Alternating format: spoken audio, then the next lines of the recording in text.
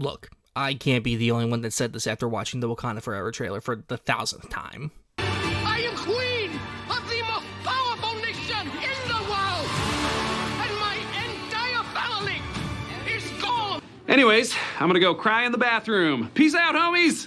Black Panther: Wakanda Forever is the much-awaited sequel to the smash hit 2018 film.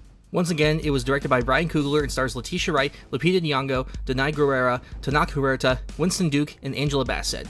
Here, we follow Shuri and her friends and family as they struggle to cope with the loss of T'Challa, while also dealing with a rising threat from Namor and the potential for war against him and his people. What follows is an emotional, heartbreaking, action-packed film that surprised me from beginning to end. So, we obviously can't talk about this film without talking about the real-life tragedy that happened before its making.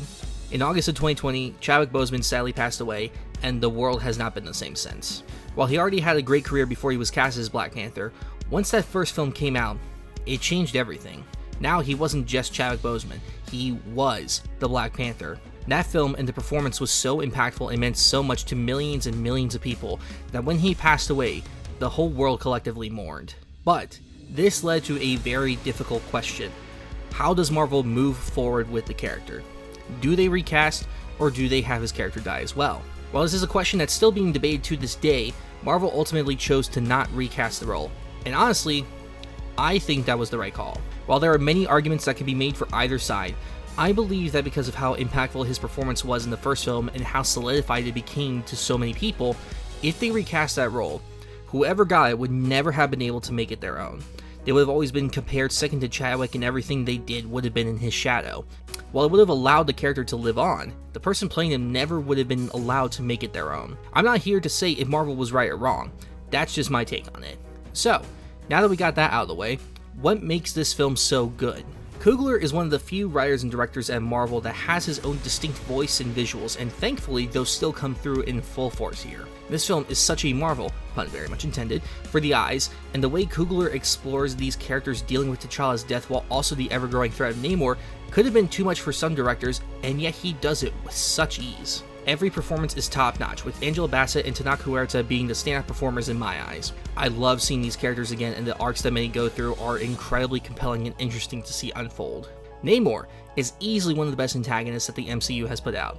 Like with Killmonger, Coogler found a way to update the character in new and interesting ways, but also to make them incredibly sympathetic, likable, and understandable. Namor's backstory and reasons for wanting to go to war make him one of the few antagonists in Marvel that make me go, maybe siding with him isn't a bad thing. He wants to protect his people, and with the surface world starting to poke their heads around where they live, he fears for his people and doesn't want them to have to live in fear anymore. While his actions aren't good, learning about and understanding him was one of the more interesting parts of the movie. I will say, this is over 2 hours and 40 minutes, and while for the most part it's paced well and everything feels necessary, there are just a few things that could have been tweaked or cut to make for a more streamlined movie. The stuff with Everett Ross, played again by Martin Freeman, while not bad, just didn't feel necessary to this story and felt more like Marvel being like, put this in because it'll become important later. Or the introduction of Riri Williams.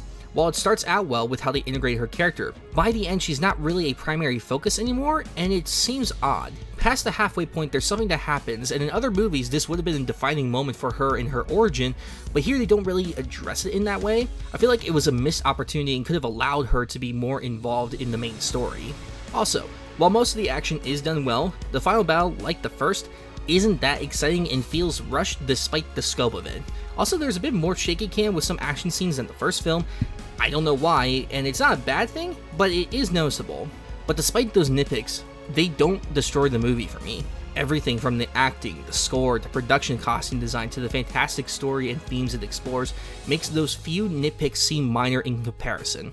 Wakanda Forever is another standout film from Coogler and one of Marvel's best to come out in quite some time. From beginning to end, this movie took me to places I wasn't expecting and did things I couldn't see coming. It's the rare sequel that builds on the first film and improves on it in just about every facet.